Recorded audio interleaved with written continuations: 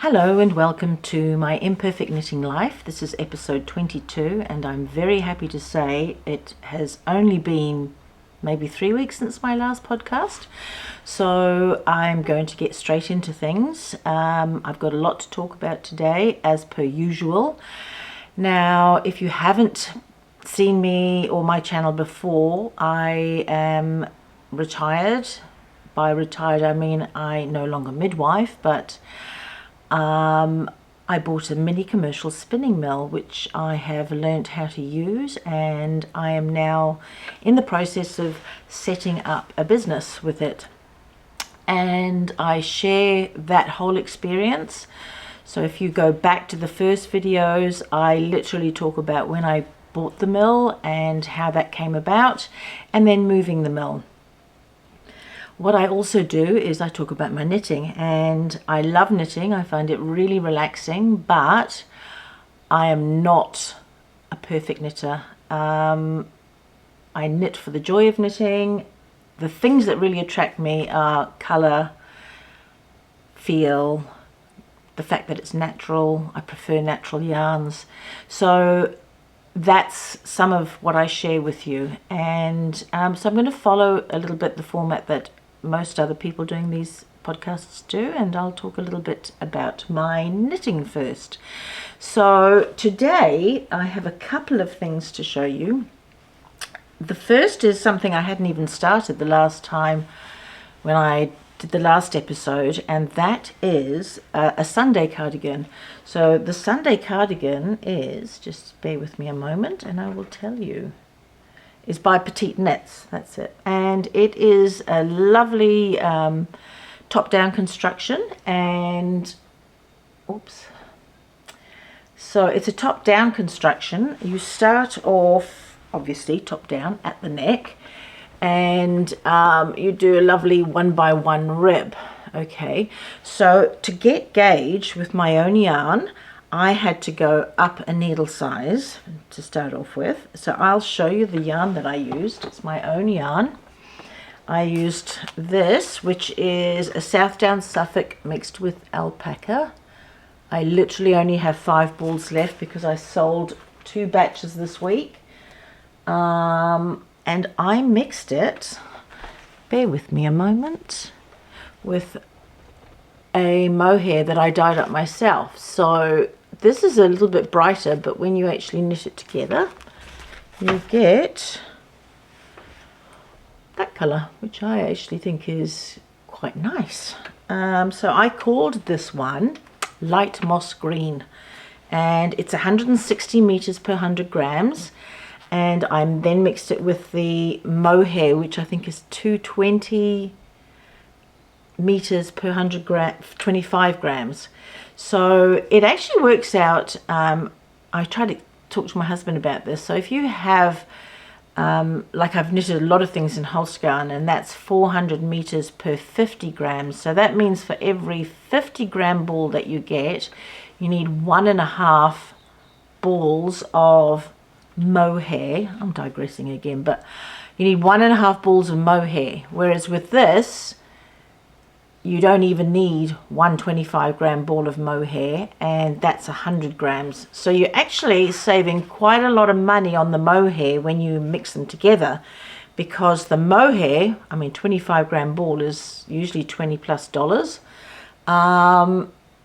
And so if you were doing a top that required 300 grams of mohair, 300 grams of yarn, and you were attaching mohair to that, you need you're going to need about 8 balls of mohair. Whereas for my 500 grams, because I hasn't even used 500 grams on this cardigan, I didn't even need 5 balls, but needed less, maybe 4 balls. So, it means you use less mohair. Now, the one thing I've got to say with the Sunday cardigan, and I'm wondering if that does put a few people off, is the yarn that they recommend. Where is it? The yarn they recommend is an Inca wool by Cardigan, Hjertegarn,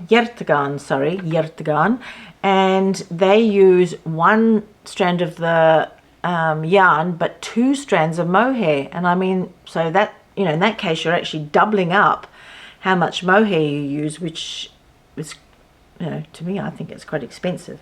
So I just did 1 strand of mohair and 1 strand of my yarn, and I think because it's just got a nice squishy feel to it, it's actually worked out. I'm just so stoked with how it's worked out.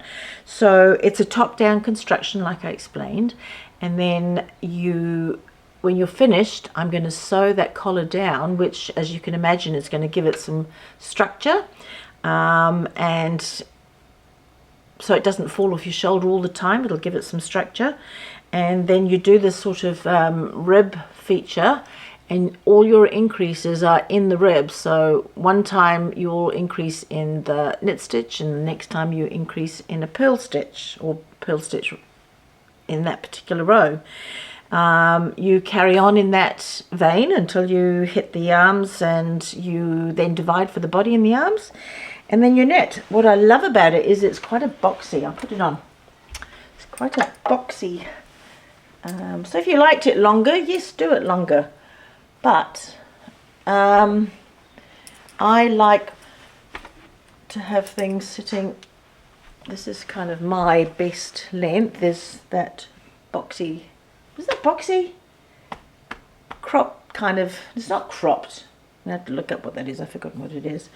And then you knit the body down to the rib, which is a 1x1 rib. Did my favorite Italian bind off again. Another feature that I love about this pattern is that you do the buttonhole at the same time that you're actually knitting the whole cardigan a couple of times. So it says to you when you do that first and last stitch to make sure that you pull it nice and tight, because that gives it a much better edge, and it certainly does. Because I'm going to find one for you. There's a couple here. I clearly did not pull it tight. Whoops. On that one, it's a bit loose, but all the others are really quite nice. So when you've finished, what you need to do is you make a buttonhole by basically increasing the size of the hole and sewing around it. So I'm not sure if I need to try and do that and then find a button that fits through, or if I just hope that I'm going to get those buttons through at the end. I haven't blocked it either, so I think when I block it, the rib is going to sit a little bit better, so I can show you that. I've got all the way down to the end of the last sleeve, and then I'll finish it off and I'll show you. One of the other pattern features or design features that I really like is the long sleeves. I'm going to put them on again and just show you.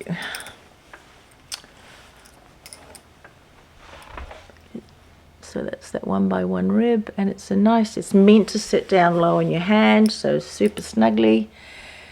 Now this is the yarn that I made it with, as I say, Southdown Suffolk and alpaca. And you know, definitely with the mohair, I can have that next to my skin and I do not find that itchy. In fact, if anything, I find it super snuggly. So I would highly recommend that pattern to anyone. And so any of my yarns that are around that 160, 170 meters per 100 gram mark would probably work pretty well with that if you mix it with a mohair. And like I say, I did not do the double mohair, I did a single mohair. And the other key thing that I just kind of want to point out with that pattern is I did knit it on the recommended needles, and I probably could have got away with it, but it wouldn't have been as squishy and soft. And my mum, who's 90 and been knitting all her life, said no, you should really go up one more size. And so I did do that, and I definitely don't regret it. Another positive is, honestly, this isn't even a week. I probably have spent 4 days on it, and I'll tell you why. I mean, I'm getting up and down here, but a couple of weeks ago I really hurt my leg. I was walking down to feed the chickens, and as I went to put my leg down, I heard this massive crack behind my knee, and I was crippled. I couldn't walk. I could not put any pressure on that leg at all, and I was stuck down by the chicken coop.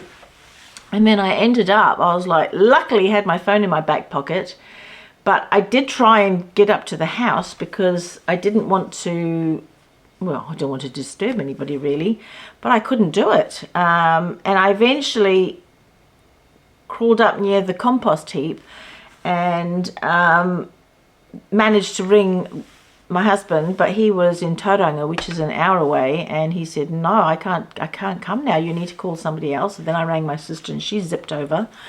By the compost heap, I found a spade, and a garden spade and a fork, and then I managed to use them like crutches up to the house, and ended up going to the hospital. So they thought it was a hamstring injury. Not a hamstring injury, it's probably a meniscus, and I could not walk for several days, and then I was able to hobble about, and I'm a lot better with physio, but yeah, not right, and definitely got very behind with the stuff I wanted to do in the mill for this upcoming show. Anyway, I've digressed again, so let's get back into the knitted items.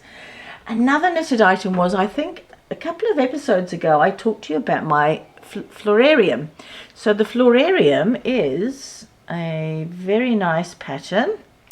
It is, let me show you. I'm going to tell you who it's by. Oops, Florarium. Okay, so it's by TetiLutsak, and I had a whole load of stash yarn lying around, Lettlopi and Lettlopi and stuff like that, which is an unspun yarn, and I thought I would make the Florarium. So I'll pop a picture in now. Well, actually I can show you a little bit of what it's like. I mean, that's Teti's one there, and I knitted it up, and it said to do a provisional cast on, crochet cast on, which I did do, but clearly I didn't do it properly because I've never done it before, and I don't know, should have looked it up a bit better. So I did a provisional cast on, and then knitted all up, got to the end, and realized I can't undo it. So if anyone's got any suggestions on what to do, I need to somehow get that off. Maybe I'm going to have to literally cut every single, get in there, why are you not focusing? There, cut every single stitch off individually. So that's going to be, if that's the case, if that's the only way to do it, I'll have to do that one day in front of the telly, or a winter's day or something where I can't do other stuff. So yeah, the Florarium, it was actually a lovely knit. It's also, that was a bottom-up construction. So it's an Icelandic pattern, I think, and it was a bottom-up construction, and then you knit the sleeves and then you attach it at the yoke. So I am going to have a go at that in some of my own yarn, because I think it will knit up beautifully. And in hindsight, I think I should have gone up again at least one needle size to get a nicer, looser fabric. I think it's a fault of mine, is that I do knit things a little bit with the smaller needle. My mum's always telling me to go up a needle, so I think I'm definitely going to have to do that. Now, what else have I got? The field sweater that I talked about last time when I showed, I've undone it all the way back to the neck rib because I couldn't work out where I was at all in that. And I was like, you know what, I've spent probably half an hour looking for that, maybe more. Take it out, start again. You're probably going to save yourself a lot of heartache. So that's the field sweater all the way back to the beginning. Let me see, what else have I got? Oh, I did make a little cardigan for Laura out of some of my yarn. I'm not even sure where the colour is. but I doubled that up as well with a blue mohair that I dyed. I actually really like it when it's variegated or slightly patchy. I don't feel the need to have exactly the same color because it, to me, just makes it a little softer on the eyes and gives it a little bit more texture.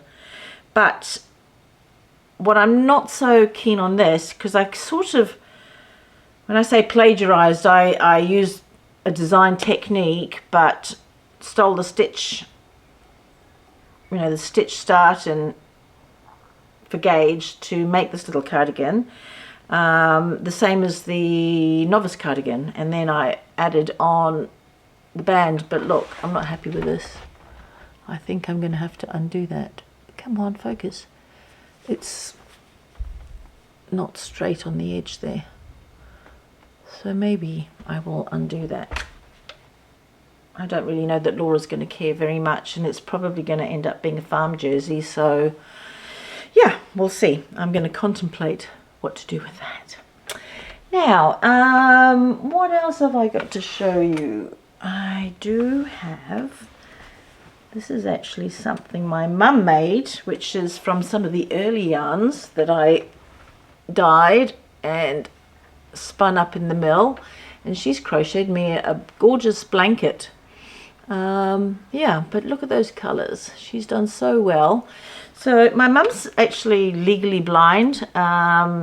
She has macular degeneration and what's the other one? She's blind, and she's 90, and she still likes knitting and crocheting and keeping busy. And so she really wants to help me as well, which is absolutely, you know, super sweet really. And so she's made a blanket up, and she's now decided, because she couldn't knit, she had to crochet because she kept dropping stitches. She's now decided that she's going to give knitting another go, and then she's going to knit up some samples for me, little lap rugs to go with the woven rugs and what have you. And so I'm busy setting her up at the moment with a little project to do, and I can show you that when she's finished it. So that's that. I did do another, this is Laura's yarn actually before I added the mohair, so you can see it was quite pale, and that little bit of dyed up mohair's improved the colour and the texture of it. So getting back to my woven stuff, this is one of my latest projects, and it's a combination of mill spun yarn and also hand spun yarn, and dyed in the mill as well. And I do like this very, very much. I can't even tell you how I did it, because really I just set up the warp with whatever I feel like and then weave it. So, and the problem as well is once I get it, the warp takes a long time to do. It's one of the things that puts me off weaving. But once it's set up, the weaving part is very quick, and I get so engrossed in it that sometimes I don't even go to bed. It's like when you pick up a good book, can't put it down, and you stay up till 3 in the morning reading it. So that's what I'm a bit like with the weaving sometimes. I have to force myself to go to bed, and yes, so that is that weaving. What else have I got to show you? Oh yes, I think I showed you, and if I didn't, I am now going to put in a little picture of this blanket before I washed it. So I did wash it on a wool wash in the washing machine first, and it came up beautifully. And then someone said, "Oh no, if I really want to full my blankets, I do put a bit of heat on it in the wash." So I put it on a 40-degree heat, Celsius, of course, and washed it, and it shrunk. And not only did it shrink this one, I was silly enough to put 2 in at the same time instead of testing it. And so what was a big blanket, it kind of looks like a blanket you've got out of the op shop now, shrunk considerably, and it is solid, very, very solid. In fact, you know, like if you wanted to make, you know, clothing, that would probably work for that now. It's so solid. This was just a beautiful weave, and it had all, you know, the colors in it. I thought it was quite corally, really. But now that it's felted itself up considerably, it just looks pinkish. So, note to self, do not put it on anything other than a wool wash, and if somebody else shrinks it, that's their business, but I am not putting all that effort in again just to shrink it. So that's the weaving there. What else have I got to show you? I did actually have, remember I showed you my bacon Turritella, and that's by Wöldten, I think it is. I made another one from some of my own yarn. So this is a Texel yarn, and in the middle is a Corriedale. And I dyed these guys up, and that's how my Turritella came out. I think it's really nice, and it actually, for me, I could quite comfortably wear that Texel next to my skin. So even though I kind of say to people, oh, you might want to make a cardigan with it, it actually has washed up nice and soft, and I would wear it next to my skin. So I have only two Texel yarns. I'm just going to grab them for you to have a look at.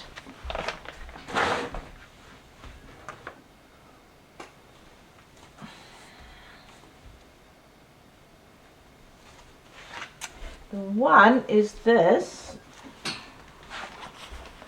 dark moss green.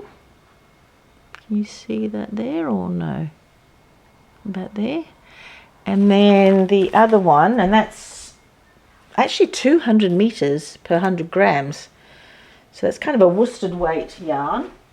And then this one here is a sort of teal color, which is the color I used in the Turitella. And that is 190 meters per 100 grams. And they're actually, I would definitely wear that next to my skin. Again, I sold a bit of this week, and I also sold some of that. So the stocks are getting low. One of the plus sides or downsides, however you want to look at it, of small batch production is that there's probably enough for four jerseys, 5 jerseys, sweaters, whatever, in a batch, or you know, a bit of this, bit of that, depending on what people want to do. And so yes, those stocks, there are some left. I think there's about 10 balls of the bright green moss color, and this one here has got 2, 4, 6, 8, 9, 10 as well of this one. So that's all that's left now. Anyway, so the other thing I did want to talk about was a couple of episodes ago I did a giveaway. So I did actually put up 3 prizes for the giveaway. One went to a lady called Steffi, and she lives in England, in Cornwall, and she sent me, I sent her some of the Polworth, the burnt brass, which is a lovely soft yarn, and posted that off to her, and she then sent me some pictures of what she made. So here is a picture of what she made, which is a ranunculus, and each recipient got 500 grams of yarn, so they both made something that was less than 500 grams. So Steffi in England made the ranunculus, and she said it's lovely to wear, and she's really enjoyed it. And then the other person who claimed their prize was Shelley. She lives in Auckland in New Zealand, and I sent her, it was also a Polworth, a blue, which I can't even show you any because it's all gone now. And I also sent her 500 grams, and she made a long sleeve galanta. So here's a little picture of her galanta in there. Now, one person didn't claim their prize, and I'm going to offer it up again because she did comment on the last video. And if she wants it, she needs to contact me please on my Instagram account, Dinny B, or the Little Mill Instagram account, either one, and I will get a little parcel off to her. But after this, I am not going to remind her again. And that was Ollie and May. So if you see this, Ollie and May, let me know if you want some yarn and I will send some to you. You can have a little look through what I've got, or I could send you a surprise. Just let me know. What else has been happening? So I'm going to talk a bit about the mills. I've really, you know, with my bung leg, not been able to do as much as I would like down there, but on the plus side, it has given me time to spend with Roger when working through more little issues on the Wix page, where my mill shop is, and just talking about things I want to do in the future and all of that. And I'm just going to share a little bit of a few of the things that we talked about. So on the web page, I am starting to put up more product and stuff like that, but I've had to find a little spot to do photos. I've also worked on labeling and things like that, and I bought these cutesy little labels. I like them. Where are they? There's definitely going to be some yarn up here with cutesy label on. Whoops, excuse me. Here's a cutesy label. Now I went to go and order a whole load more, and guess what? They don't have any.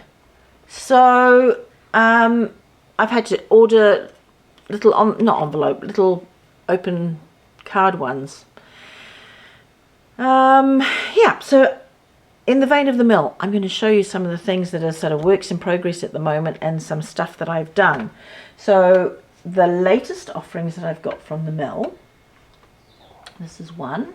In fact, what I'll do is I wanted to show you some of the colour combos of, this is it in the roving, that's it there in the roving. So this roving here, which is basically Romney, a black Romney fleece mixed with a blue crossbreed, ends up like that. Now I haven't even, you know, because I just haven't been able to do what I normally do, I haven't worked out the length yet, but I will do that. If I had to have a guess, I'd say that's about 170, 180 meters per 100 grams. And it actually looks to me and feels really squishy, a bit like a woolen yarn. But it's not a woolen yarn because my mill does a semi-worsted yarn. Somebody asked me what the difference was between a worsted, semi-worsted or woolen, and they said, oh, do you have woolen yarn? And mine is not. It's a semi-worsted yarn. So I did look it up because I thought if I could actually explain what that is. So it says a worsted yarn is usually stronger, finer, smoother, and it's often used in weaving, and it makes a really nice suit fabric. So a semi-worsted is slightly fuzzier. It's slightly fuzzier. It's smooth, but it's not quite as smooth as a fully worsted yarn. And a woolen yarn is basically, okay, so with a semi-worsted yarn, you're going to spin a single and then you ply those singles together. So you could do a 2-ply or a 3-ply. So generally I do a 2-ply yarn, which is not the thickness of the yarn, it's the fact that you have 2 plies and then you ply those together, as opposed to a woolen yarn, which basically has pencil roving. So it has this, which is basically processed and then cut as it goes through the machines into really thin, like this is a pencil roving. If you do, like Lettlopi is basically a pencil roving, and so is Nutiden yarn. And then from that, it gets spun directly. It's spun like that, and it makes a much airier, fluffier kind of yarn. I don't think I've explained that very well, but that's sort of how I understand it. So yes, so that as I say, was quite, I mean, look at how blue, to me this is really blue here, and of course it's never flat when it starts going through the mill, but it always ends up a bit darker. So sometimes I think, oh, that's going to be so vibrant, but it ends up darker. So this, I think this is like a petrol blue. And digressing again, I've had lots of people offer to do color naming for me. So what I'm wondering is whether or not I could have a little group where I put out a picture of the yarn and what it's made out of or whatever, and then, or even on Instagram, and then people could make some suggestions, and then I'll just pick one of the names that people have given me, and then that's what I'm going to name the yarn, rather than assigning it to one person, because let's face it, we're all busy, and if I find a name that I like very quickly, I'll just pop it up, and then people will know. So that is one of my recent offerings, and then another one, like you see, I just called this grape purple.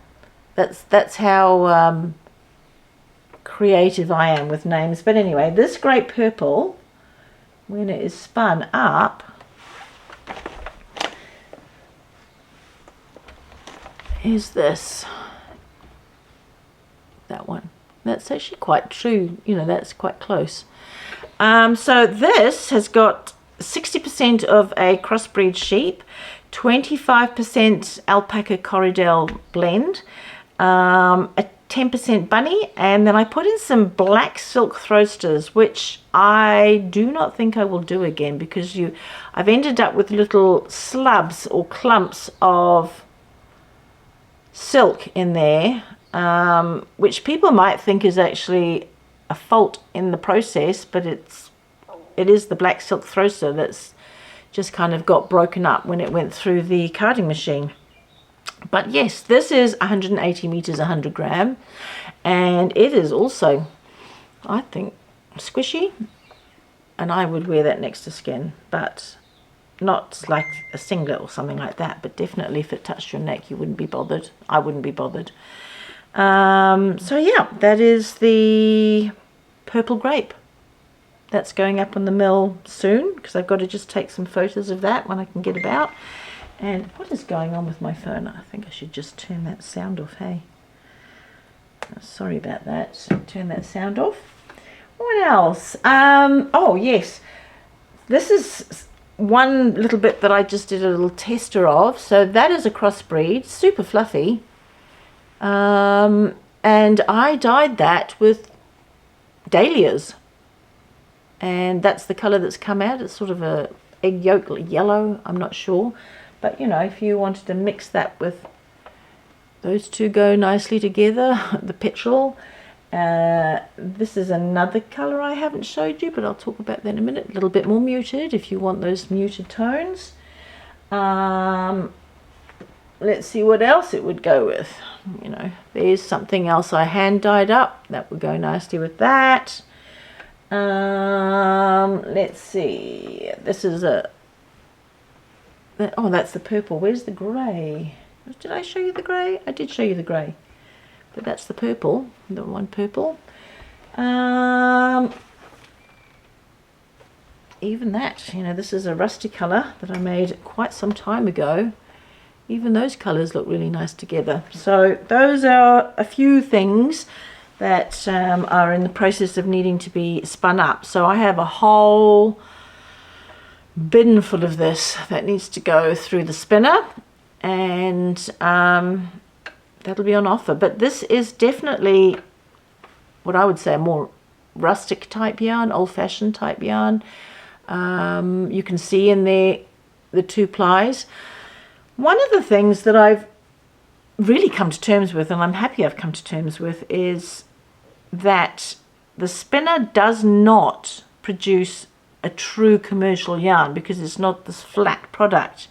And I do remember a lady coming and showing me some yarn that had been spun by the previous owner of the mill, and one of her issues was that it wasn't even. And I thought, when I looked at it, I was like, well, sorry, that's actually not something she's done. It is the mill, and that's the way the mill wants to produce that yarn. Maybe if I explain that to you and you then decide you want to get that yarn, then it's not a big deal for you. But if you're expecting a fully perfect commercial yarn, then this is not a place to ask someone to make your yarn, or a place that you may want to purchase your yarn, because I can't do that. And I'm actually going to explain that again, because I've been in contact with some ladies that have alpaca, and they want me to they want to explore some processing of that with them. And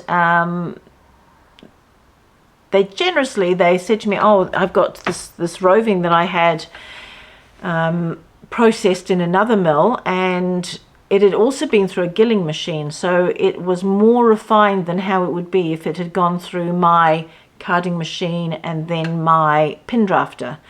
And so I was able to actually dye some of that in the roving and spin it, and then I also did some undyed, and I dyed it again once it was spun.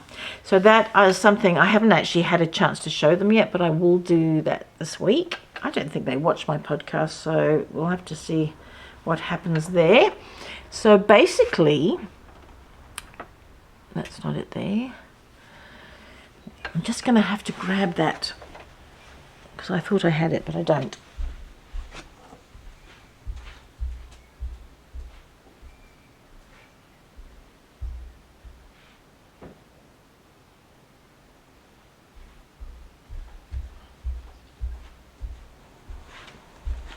So this is what I made up from the roving, and through the stuff that I still had to, even though it had been through a gilling machine, it was too heavy to go through my spinner, so I had to put it through the pin drafter again.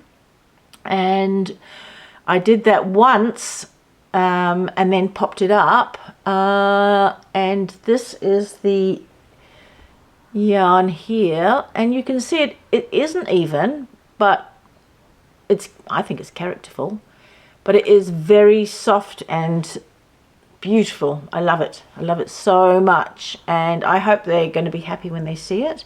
So like I say, I did actually dye some of the roving up, and I did two lots. So one lot I did in a variety of pink and yellow, and then with the other one, I did pink, yellow, and added a tiny bit of blue. So this is the pink and yellow. And that was when it was, that one was after it had been spun up. Okay. That was after it had been spun up. And then, my laptop's in the way here. What I had here was when I spun up when I dyed the roving and then I spun it up and put the two together, it ended up like that. So, you know, this is similar but different. Okay, same colors, different process. Then what I did was I actually did some with a little bit of blue, like I showed you. Where did you drop? You fell on the floor. And that ended up with obviously a lot of other colors in there. So it ended up with like a blue, I can only call this like it is a pinky color, but don't even know what to call it. It had yellow, it had green, and I knitted up a little sample of that, and that's what it came out like. So lovely. It's got a nice little halo on it, and it is a nice fabric. And that is over 200, that was about, honestly, I think 240 meters per 100 grams. But when I had to, with the other bit, it was at the bottom of the bag, it was just all clumped together, and I couldn't even put it into the pin drafter, so I had to put it through the carding machine and start the whole process again. So I had to put it through the carding machine and then the pin drafter 3 times, and when I did that and I spun it up, I couldn't get it as fine. So that is not, you know, that's probably about 100 and, I'd say maybe 180, 190 meters. I haven't measured it yet because I want to talk to them about it, and I also want to let them have a look at it first and then measure it up. So that is my little experiment with the alpaca Corriedale mix. 50-50 is what that is. What else have I got here to show you? I've got lots of other little things. I think I showed you that last time. I've showed you this today. I showed you that one yellow there. This is another yellow. So this is a crossbreed. This one here is, I have dyed this, I think, also with dahlias, but it's not come out the same color as that yellow. But if I don't like it when I'm finished, or I don't think, I'll see how it sells. If I don't like it, I'm going to over dye it, because once it's knitted, once it's spun up, you can over dye and reuse that. And I've done that with a couple of other things. So what I'm going to do is actually show you one particular thing that I did that with. So I bought a commercial Corriedale roving, and tops, I should say, and I spun it up, I dyed it up and spun it up. And do you know that this is probably almost 2 years and I haven't sold a single one of those, not one. So I'm like, well, clearly people don't like that color combo. So that color actually would go really well with that color there.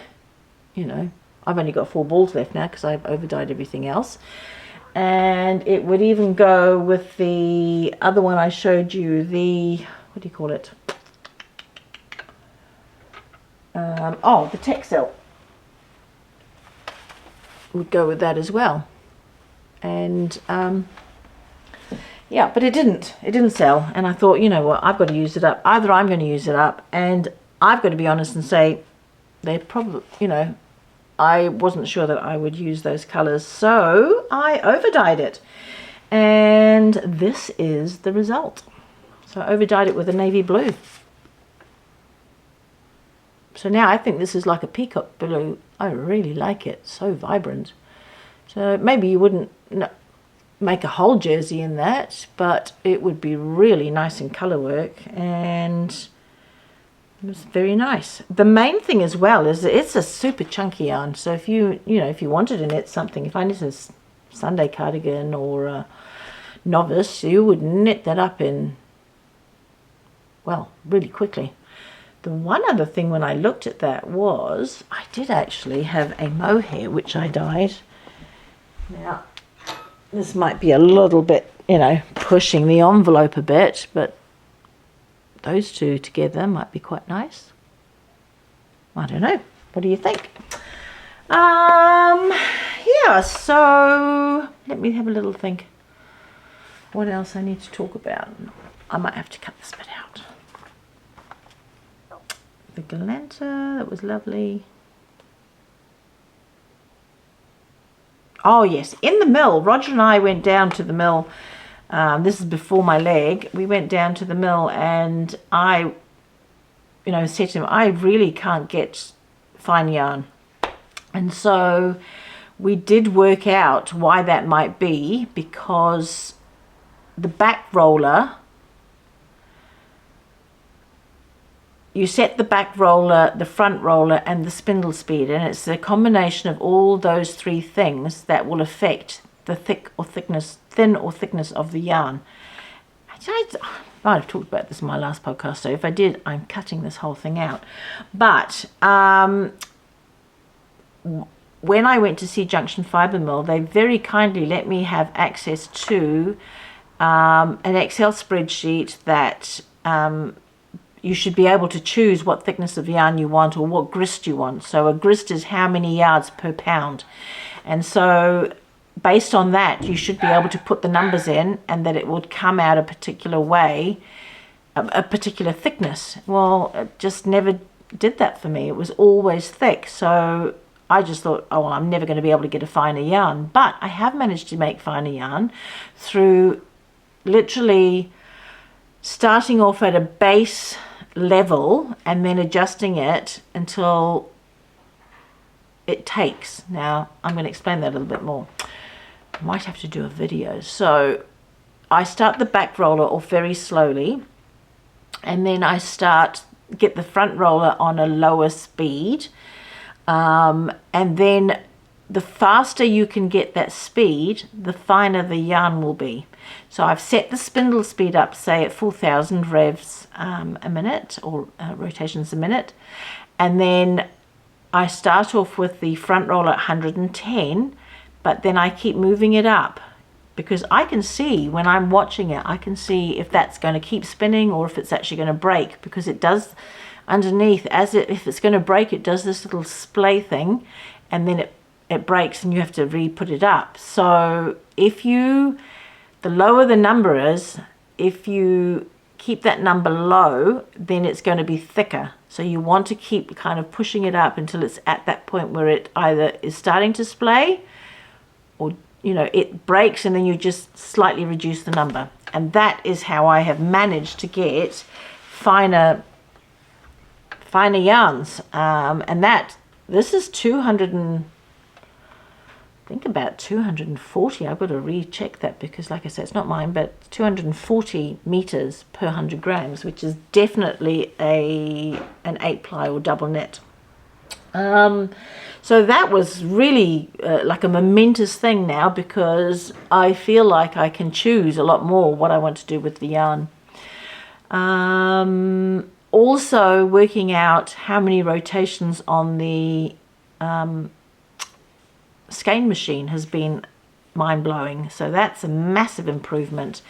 And then with the mill, like when I come in here, Roger said to me, oh, well, how many days do you want to spend in the mill? I'm like, if I spend 2 days in the mill, it still takes me another 2 days to skein the yarn, wash the yarn, dry the yarn, label the yarn, and then when it's bought, when you sell it, then you've got to, so once you've skeined, labeled, then you've got to photograph the yarn, put it up on the website, then it's ready for sale.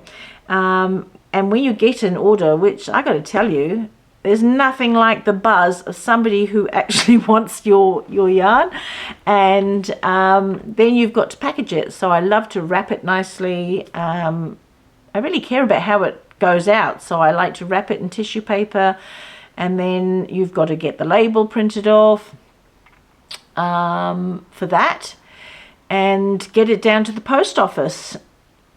I'm sure the postie would pick it up, because when you live rurally, if you want anything picked up, you just like stick your little flag up and then the postie will come up. But I've just ended up literally driving it down to the post office, which is 10 minutes away, and popping it in there. And all of those things are, done by a human, take time, and are factored into the price of the yarn. And yeah, so that's it. A simple ball of yarn gets so much love and attention. The other thing with the web shop, really I should be doing a lot more posting on social media and Instagram, but there's so much to do that I get sidetracked, or I forget to do it, or whatever. So, I'm really sorry if I'm not good at that. But if at the end of the day you get some yarn and you're happy with the yarn, that's great. Everything that I sell, I haven't had anything out for myself yet. Everything goes back into the business. There's so many things I want to try out.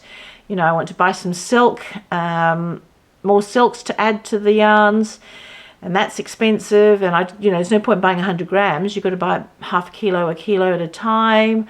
The other thing that I've done is I've bought basically sacks full of the Angora bunny fur, so that I don't run out of that for a while. Those things cost money. The labels, what else? The bags, they weren't actually that expensive. What else? But and then also the other thing I wanted to buy for it, I want to try some stuff like Tencel. maybe to make a slightly chunkier sock yarn. So I'm not sure if I showed you this other yarn that I made, which is a blue-faced, it's got blue-faced Leicester in it. And it's 50% of a sheep breed, 20% alpaca, 20% blue-faced Leicester, which is not locally produced. I had to get that from, sorry about red, I had to get that from somebody who imported it from the UK, and a tiny bit of bunny. Now, one of the things really is, if you want to do socks, really it has to be like a super twist, so, and 3 plies. So next time I do it, I thought, oh, I could do that with this, and I'm thinking, I'm not really sure how long it'll last. I could have a go for myself, but I'm not going to sell it as a sock yarn because it needs to be a little bit more durable than that. So yeah, watch this space. I think in the next few months, couple of months, I'll have a sock yarn up. Not too sure what else to talk about. I'm sure that's just enough rambling for you guys. We've had quite a lot of wet weather recently. We've got a tropical cyclone going through, and that is great for the mill in terms of the water tank is overflowing. Prior to that, I did manage to get a whole load of fleece washed and dyed. So this is some of the fleece that I got dyed up. I can't wait to see what this turns out like. I've also got, I'm going off on a tangent again, some, what else was that? There was that one.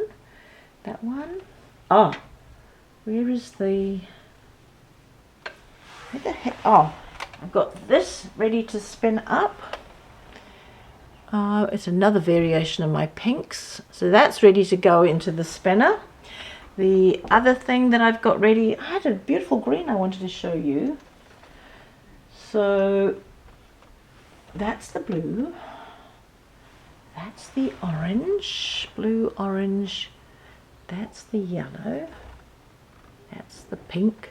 So you can see all those different colors, but somewhere in here, and I am going to find it because that's ridiculous that I can't find it. Well,